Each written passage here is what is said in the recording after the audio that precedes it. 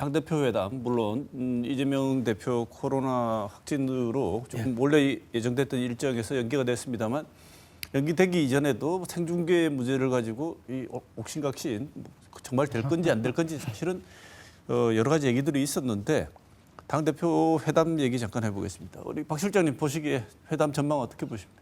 글쎄요. 지금 여러 엇갈리는 부분이 있지만 예를 들면 지금 TV 중계, 생중계인지 생중계겠죠. 하자는데 저는 찬성해요. 그게 회담을 하는데 무슨 중계 방송을 하느냐는 건데 지금 우리 토론 이런 거 있잖아요. 아니면 대선 TV 미국 옛날에 1960년대입니까? 존 F 케네디가 나왔을 때 TV 토론을 했는데 그게 처음이었어요. 그러니까 새로운 거예요, 이게. 정치가 발전하려면 아마 제가 어렵긴 하겠지만 그 생중계도 한번 해볼 만하다, 시도해 볼 만하다 해보고 그게 너무 이게 좀 자극적이고 이러면 다음에 안 하면 되는 것이고 또 여러 번 또 만나야 되잖아요. 한 번으로 지금 모든 것이 완성될 수는 없기 때문에 그건 그렇고 또 형식적인 측면에서 내실적인 측면에서는 아마 물론 김용건 의원님께서도 말씀하셨지만은 한동훈 대표가 과연 윤석열 정권 하에서 당 대표로서 독자성을 좀 구축할 수 있느냐는 문제를 말씀하시는 거 아니에요? 또 권한이 있느냐는 것인데 결국 그게 있다 없다는 말을 하기보다는 지금부터 시작이겠죠. 만약 여기서부터 본인이 원했던 바를 이재명 대표를 또 설득하고 해서 본인이 양보했던 부분을 상당히 밀고 나가서 그걸 성취해낸다면 특검법이든 아닌 다른 격차 해소 부분에 대해서 그런 실적을 낸다면 한동훈 체제는 공고화될 것이고 만약 그런 것이 이재명 대표와의 대표 회담부터 좀 삐끗하기 시작하고 그게 누적된다면 한동훈 체제도 굉장히 오래 갈 수는 없는 그런 상황에 직면하겠죠. 굉장히 기로에 서 있다는 것입니다. 회담과 토론은 다르다고 생각을 해요. 그러니까 토론도 할 수 있고 회담도 할 수 있죠. 자주 만나는 거에 대해서는 일단 무조건 동의를 하고요. 국민들 앞에 두 분이 함께 자주 노출되면 노출될수록 좋다 이렇게 생각을 하는데 이번에 회담을 하자고 하면서 그것을 생중계로 하자고 하는 거는 이건 좀 안 맞는 것 같아요. 회담을 하려고 하면 서로 조용하게 속내를 터놓고 해야 할 얘기도 있고 그리고 정치라는 게 주고받는 거잖아요. 그 주고받는 걸 공개적으로 할 수는 없거든요. 그렇기 때문에 회담은 회담답게 하고 필요한 토론이 있으면 100분 토론 나와서 하면 되죠. 우리처럼 이렇게 해도 되고. 두 분 말씀을 들어보면 이것은 그냥 시작으로 한번 해보고 더 필요하다면 비공식 회담할 수 있는 계기를 만들어 보자는 차원.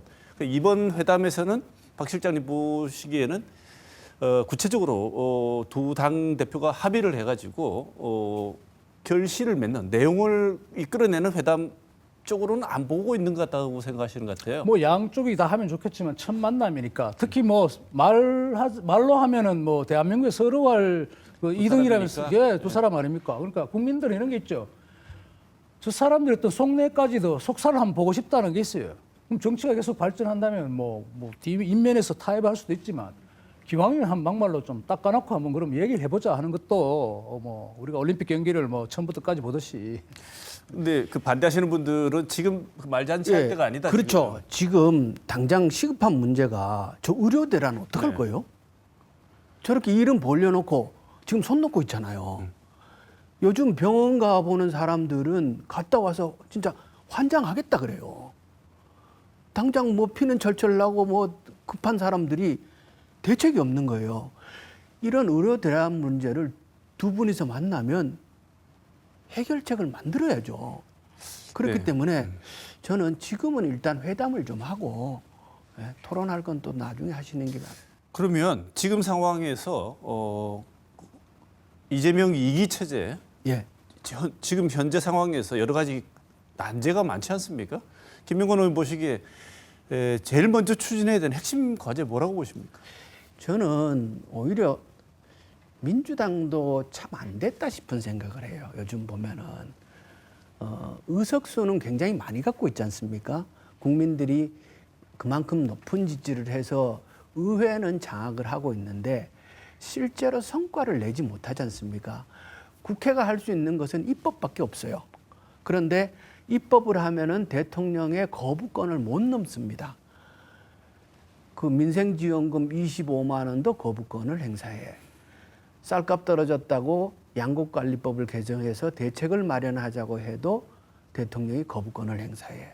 지금 거부권 행사의 정치가 계속되고 있는 상태에서 민주당이 효과적으로 성과를 낼 수 있는 방안을 못 찾고 있는 상황이어서 민주당도 참 깝깝한 상황이구나 이런 생각을 하는데요.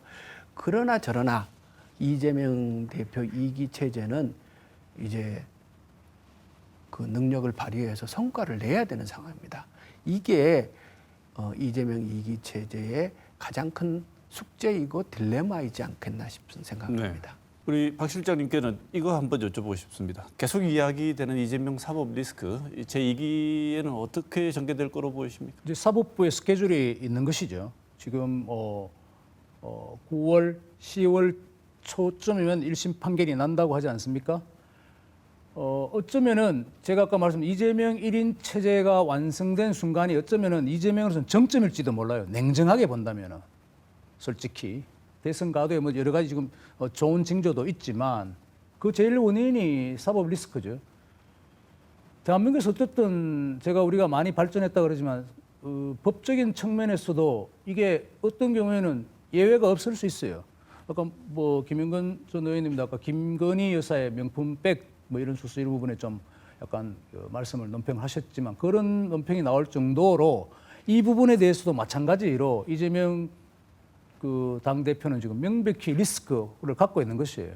뭐 기술적으로 이걸 뭐 연장을 해서 다음 대선까지 유죄 확정 판결이 대법원에서 안 나오게 하고 대통령이 돼서 그냥 하고 나중에 뭐 이게 뭐 어떻게 된다 뭐 이런 시나리오까지도 있는데 피할 수 없는 구석이에요. 또 한편으로 보면은 1국 체제가 완성됐다고 하는 부분의 뒷이면에는 제가 모두의 그 온건파가 사라졌다, 당내 파벌이 사라졌다고도 하지만 한편으로는 그 숱한 인재들이 민주당 내에 있잖아요.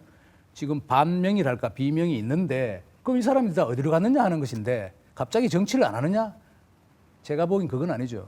뭐 지켜보고 있을 수 있죠. 이재명의 사법 리스크를 내가 이렇게 보고 어떤 순간에는 뭐 득달같이 다시 등장할 수도 있는 소지가 있다. 그리고 네. 이재명으로서는 굉장히 리스크 관리가 지금부터 시작됐다고도 할 수 있죠. 네. 그럼 그 어떻게 해야 되냐는 부분은 뭐 좀 길어지지만 그건 우리 아까 말씀드린 대로 한동훈 대표의 어떤 뭐 협의를 한다든가 윤석열 대통령을 만난다든가 하면서 본인의 정당성 그 중도를 할까요? 뭐 성장을 아까 이재명 대표 꺼내기 시작했다는데 격차나 분배 해소 이런 너무 그런 쪽보다는 약간의 이 성장 부분 중도를 포용하는 그런까지 가버린다면은 와 이거는 사법적인 리스크를 떠나서 완전 정치적인 정통성을 굉장히 확보해 가는 거기 때문에 재판부도 영향을 받을 수 있다 이렇게 생각합니다. 네. 탄핵안 빼고는 다 통과시킬 수 있는 국회. 모든 법안을 거부할 수 있는 대통령. 예. 법안이 안 되면 어떤 정책도 실현할 수 없는 정부. 정말 서로 맞물려 있는 상황인데 계속 충돌하고 있습니다. 이대로 가면 거덜나는 건 나라와 국민들 민생밖에 없습니다. 이런 상황에서 이런 소모적인 상황을 해소하려면 두 분 생각에는 어떤 해법이 필요하다고 보시는지 두 분 말씀 듣고 오늘 시간은 마무리해야 될 것 같습니다. 그래서 저는 한동훈 대표가 중요하다고 말씀드리는 거예요. 그러니까 야당과 대통령 사이를 조정하고 결과를 만들어내고 서로를 설득하는 게 여당 대표가 해야 될 일이거든요. 그 역할은 누구도 대신할 수가 없어요. 그래서 저는 국민의힘의 당원들과 많은 국민들이 한동훈 대표를 만들었다면 이 한동훈 대표가 역할을 해서 대한민국 정치에 숨통을 튀도록 해줘야 된다. 그 말씀을 다시 드리고 싶습니다. 네. 충돌한 측면은 크게 보면은 나쁜 건 아니죠. 그러니까 한쪽으로 그냥 쏠린다면은 굉장히 그게 국민이 견제하라고 지금 뭐 입법부를 둔 것이고 행정부를 대통령을 뽑은 것이기 때문에 뭐 충돌 아주 파국이 아닌다 하면 충돌도 나쁜 건 아닌데 다만 김영건 전 의원님께서 아까 말씀하셨듯이 지금 의료 개혁이라든가 이런 부분들이 지금 손을 놓고 있는데 뭐 지금 윤석열 대통령의 지금 정책적인 드라이버가 굉장히 사실은 뭐 한동훈이니 이재명이 하지만 굉장히 중요한 상황이에요. 의료 개혁 이 부분을 좀 민주당과 좀 협의를 해서 제가 보기에는 좀 정치적인 압박 내지는 양보 뭐 여러 가지를 통해서 의사들을 설득할 수 있는 방안을 좀 마련했으면 하는 것이 정말 소망이고, 또 하나 국민연금 같은 경우에도 총선 직전에 1%포인트 차이로 그 무산이 됐지 않습니까? 사실은 거의 다 합의했는데 이것도 지금 윤석열 정부가 빠른 시일 내에 좀 정리정돈을 해야 된다. 뭐 다른 안을 지금 내놓고 있는데 자꾸 복잡하게 문제를 끌고 가지 말고 이 부분을 좀 해결해야 된다. 그래서 다른 뭐 금리 문제라든가 아니면 세제 문제 이런 까지도 풀 수 있는 그런 역량을 좀 펼쳤으면 하는 뭐 소박한 바람입니다. 네.